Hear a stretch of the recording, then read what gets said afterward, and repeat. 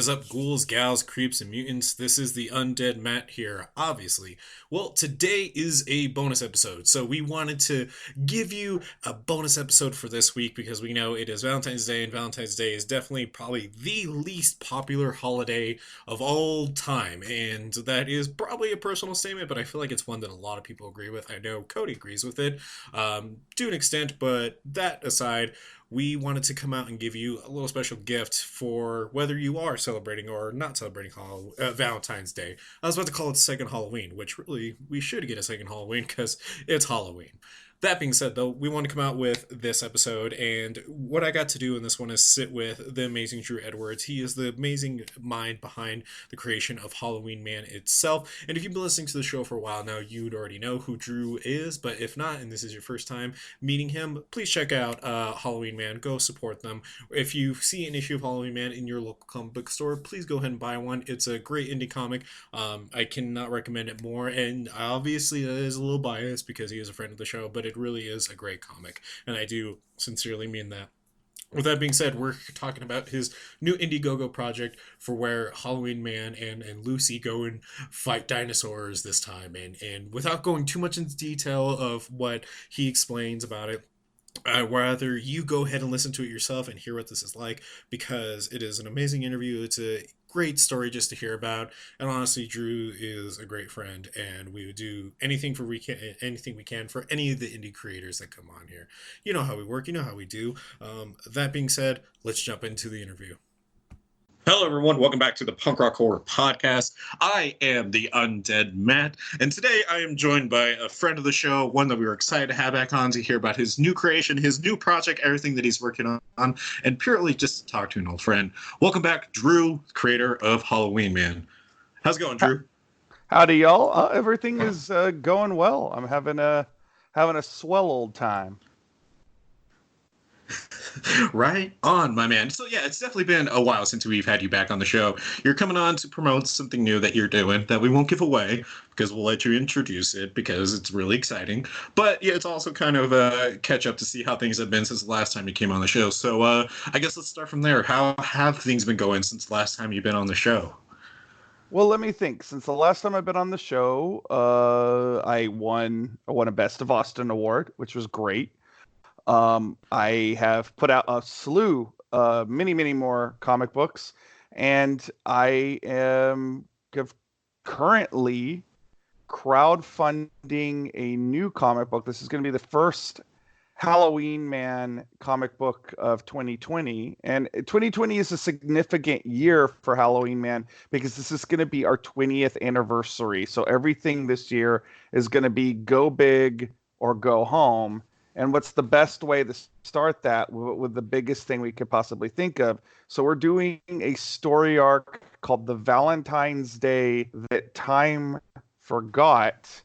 And it's a story of love, vampires, Elvis, and dinosaurs. Oh my God. So lots unpacked there already. First off, congratulations on your award. That's a huge thing. I mean, I can only imagine how surreal that must have been to get that Best of Boston reward. I mean, bravo. Congratulations to you. Thank you kindly.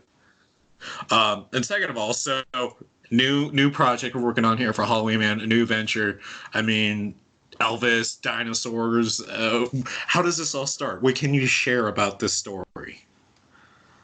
Well, I've framed the story in such a way that it's so everybody who has dated has been on a date that kind of goes not the way that you expect it. And I think everybody who has been in a couple,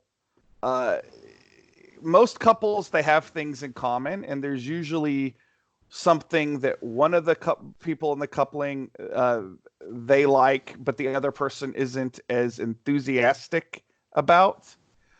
So that's kind of Elvis in this equation. I won't exactly say precisely how Elvis plays a role in this story, but Solomon Hitch, Halloween Man, loves Elvis Aaron Presley. So Lucy is taking him, his girlfriend is taking him to an Elvis-themed date on Valentine's Day.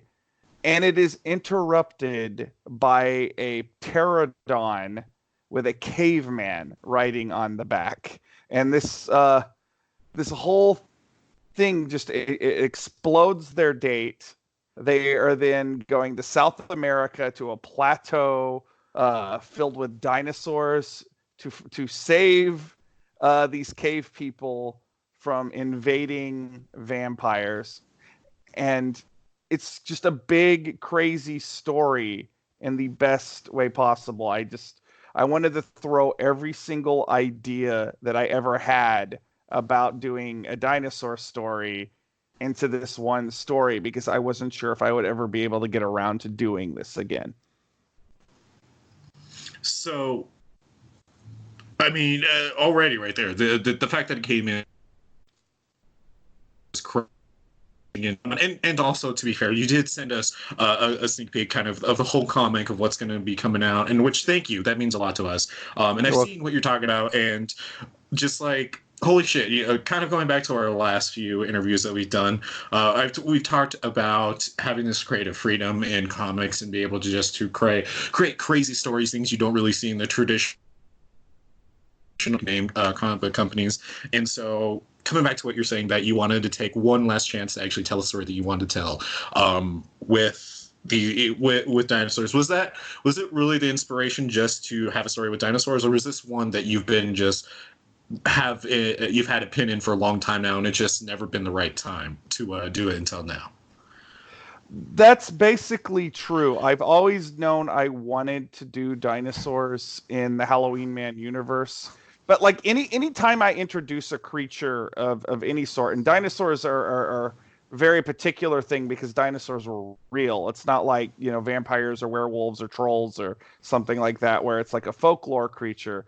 Dinosaurs are something real. But any time I want to introduce a new monster into the Halloween Man universe, I have to think like, how am I going to do this and make it mine? So when we got the issue orders from Comixology, I had a space where I was like, okay, I could easily fit in this dinosaur story. It's the 20th anniversary, so this would be the first issue coming out as we move towards that. I guess I'm going to finally do the dinosaur story. And I've been collecting ideas for it for years because I loved dinosaurs as a kid, ever since I first saw King Kong. And then, of course, Jurassic Park when I was a little bit older, and then Godzilla movies. There's just something awe-inspiring about it. And I think most people who are into horror or fantasy or sci-fi goes through a phase where they're obsessed with dinosaurs because they were monsters that were real. Right. So do you think, I mean, I know you're also a big, huge fan of the traditional old type of, universal monsters. I know you really are into that too. So was this kind of like your time to say, because I know you already said, the T-Rexes and dinosaurs are monsters. Was this your time to be like, hey, aside from Frankenstein, aside from Dracula, aside from Wolfman, what were the earliest monsters? T-Rex, Triceratops, all these type of things. I mean, is this a type of like fear that you really wanted to ride on, or was it just more so an adventure that you wanted to create? To me, I've never been, it's funny. I know people that watch dinosaur movies and they get scared, and I do think there is a really primal fear of being hunted. And I think you see that repeated across different horror subgenres, definitely werewolf movies and obviously Jaws, and I think to a degree it's true even with like slasher movies. Um, but so this is going to kind of sound strange. I've always found something really soothing about watching dinosaur movies. They're kind of relaxing to me. So this wasn't really written from the perspective of I think dinosaurs are scary per se. It definitely was much more in like a pulp adventure kind of vibe. Like you look at like the early stuff, like Sir Arthur Conan Doyle's The Lost World, and then you have the Land That Time Forgot. by Edward Rice Burroughs. This is definitely going back more to that, but there is a supernatural element in the story because this does take place in the Halloween Man universe. And as I said, anytime I introduce a creature, I have to think of how it fits into our universe and how we're going to do it differently. Because I don't want to just copy what's being done in pop culture. I want to make it mine. I want to put my stamp on it. Right. So, do you think that was that really hard for you to do? I mean, when we see dinosaurs in media, I mean, obviously the first one that comes to mind is Jurassic Park. That's probably the most popular medium of dinosaurs that we all know of. Yeah. But, there's also been ones where it's like The Good Dinosaur, or even more popular one, We're Back, dinosaur story, where we had John Goodman voicing the T Rex and they're being friendly dinosaurs. You kind of see them written in two ways: either they're friends of modern man and they get along, or they're tyrants and they're going to eat everyone. And there seems to be no blending between those two narratives. Was that a really hard thing to approach, of how to incorporate it in your story? I definitely was not trying to do a kid friendly story. So like the idea of doing something that was cutesy or overly cutesy was kind of immediately ruled out. What I did is I looked at to make it different than Jurassic Park because when Jurassic Park came out, there were certain things that were thought about types of dinosaurs that aren't really uh, that's not where we're at. Like for one, like a lot of people think dinosaurs had feathers, or to varying degrees is still up to what debate. There's the thing in Jurassic Park about like T-Rex having poor eyesight. We now know T-Rex had not only good eyesight but amazing eyesight. Um, yeah, so like what I did is I looked at more contemporary um ideas about dinosaurs when I was informing on like the way the creatures would behave and certainly, I mean, I'm not going to say this is a textbook. It's not. Like, don't go into this thinking you're going to learn a lot about science. You're definitely not. But it did inform certain decisions like we make, particularly how they looked. Like I definitely was like I don't want a lot of like the elephant grays or the lizard brown colors. Like in the first issue in particular, there's a Spinosaurus and he's very vibrantly colored. And that was kind of the rule that I had. I was like, when in doubt, I want color. If it makes sense to give a creature some kind of feathering, we went for that.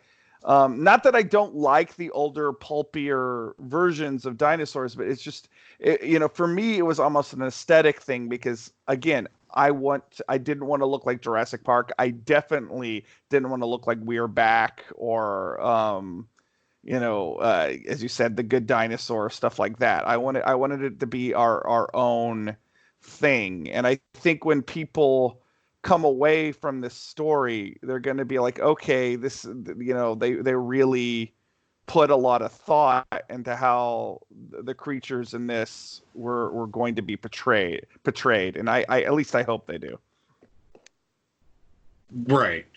So, I mean, it's really interesting how you kind of just approach these narratives to tell the stories that you want to tell. I mean, because Halloween Man is a very over the top, fantastical, sci-fi esque horror series, and in a weird way, it was kind of like weird that like dinosaurs were brought in sooner. And also, I think it's, to be fair, you could say anything on this podcast that isn't weird. So I promise we've already crossed the weird line a long time ago. But with that in mind, a lot of work has gone into this. You've definitely approached putting dinosaurs into the narrative of this issue in a very interesting manner, and with that, you've kind of needed to be able to fund it. So, and that's also what you're here on today, is to promote Yeah. that project as well. So, do you want to touch on that a little bit? Yeah, so we're doing an Indiegogo to fund both chapters of this because this is a two-parter. We are halfway to our goal as of this recording, which is great. Our what we're asking for, I feel like, is a lot more modest than what you see a lot of crowdfunds going for. We're only going for 2 grand, but what you're funding all of the art. I have our amazing cover artist, Jeremy, the artist, JTA. He's doing two really awesome B movie inspired covers, which are also going to be turned into t-shirts, stickers, posters, you name it. Then we have Jason Wilson, who's doing the interiors, and April Gaudiana, who is doing the coloring and the lettering and everything. And you're helping pay for their work. I have to stress, I'm not taking a dime from this. This is just to pay the people who work for me. There's a custom cosplay photo shoot with Jamie, my wife, who is also the physical model for Lucy, and Jamie Lynn of Heavy Glow Photographer. We're able to go to the Cedar Creek, Texas Dinosaur Park very early in the morning when it was pouring down rain, and they allowed us to shoot with all these amazing life-sized models of dinosaurs. So that's another thing that you're helping the fund. So if you really like, you know, different stuff, which I'm assuming a lot of the people who listen to this podcast do, and you want to help something that's truly independent, this is a good thing. Like, no matter what you can give, like you can give you can back for as low as $1. We have perks for all different price ranges. We have some very unusual perks. Like, for example, one of the perks that we're doing is you can get a cameo in an upcoming issue in the comic. And actually, an interview I was doing just last night with Horror Web, they asked me, I was like, well, what could the cameo be? Could I be killed by a monster in Halloween Man? I was like, well, if that's what you want, we will make that happen. We'll work out what the cameo is going to be, but that is a different kind of perk. So, like, if you've ever Right. wanted to appear in a comic book, we got that. So there's all kinds of perks, and again, every dime goes to our overall goal, and every dime goes to, you know, printing, making this, advertising, and paying the creative team. So it is much appreciated. Wow. So, I mean, obviously biased, but that is just the fact that you can be in a comic book is just kind of out of this world to me because it's a really surreal thing. I mean, being a fan of comic books my entire life, just being put in one or even drawn in that way is really dope. And so, where can everyone go to sign up for this and to help out and to pledge? Well, there's two ways that you can find it. You can go directly to Indiegogo, then you search Halloween Man, the Valentine's Day that time forgot. Or I suggest you go to halloweenman.com. That takes you directly to my Facebook group, and you will see all kinds of links to our crowdfund posted all up and down the wall of that bad boy. You'll be there lickety split, I promise. So, okay, we'll make sure that that's in the description as well. We'll make sure your link is there for everyone to check out, to go to pledge, and hopefully we get to see some of our amazing listeners become comic book creations that get killed off by Halloween Man, or you get to ride their own dinosaur. I'm not making any promises. It just sounds like that this reward is amazing, and I'm really excited for you, and I'm really excited for this. When is the due date? Do you have a due date for this Well, series? so Comixology, the people that put out Halloween Man, which is a digital comics platform, they Yeah. liked the first issue. So originally, this was going to come out in the later part of February. Part one was going to be the later part of February, and part two is going to be in April. So when we turned in the first issue, they liked it so much they bumped it up a several weeks. So it is now coming out on Comixology uh, on February 12th. That's part one. We estimate that part two will still be coming out on April 8th. But since the first issue was bumped up a few weeks, that may change the release date for the second issue. We will see. I urge you, if you do read comics on Comixology, please pre-order the comic book through the crowdfund. Like I can't stress that enough. I am trying to get people to do it that way. You will still get your comic. It'll be sent. It'll be gifted directly to your Comixology profile. Beautiful. So, I mean, with that in mind, you're doing amazing things, Drew. It's always astounding to me how this relationship between the podcast and you got started, and just how far it's come between then. I mean, we're big fans of you over here in Colorado. I know you're based in Texas for the most part, and you do have friends out here in Colorado too. But just to see you making the achievements you're making and to make the peaks that you're finally climbing is really inspiring because it shows that anybody on any type of indie level can achieve anything, with enough hard work and with the right people behind them. And honestly, we are so proud that we get to be part of your legacy in this and that we get to be a footnote in your story. This means not just that much to us, but the fact that we get to see you become this more successful with what you're doing is absolutely astounding. And bravo to you, sir. Thank you. And for what it's worth, y'all would never be a footnote. You're y'all are great. So, I just love Oh, being on. I love being on your show. So don't think that the honored feelings are mutual. just remember when that pitch for the Halloween movie comes one day, and you need a scene with just two podcasters who need to be killed off for no reason. Just remember us, okay? Oh, you got it. You got it. just Well, hey, we're gonna do a scene where a T-Rex eats two podcasters. You guys want to be in on this? And guaranteed we will respond with immediate hell yeah. clever girl. Uh, uh, Oh man. So, with that being said, I think we can wrap this up. We have you again. This has been amazing talking to you. It's been amazing learning about the latest creation by Halloween Man. Before we wrap up, though, is there anything you want to say or talk about? Any of the other future plans that are on scale for or on the agenda for Halloween Man that you can share?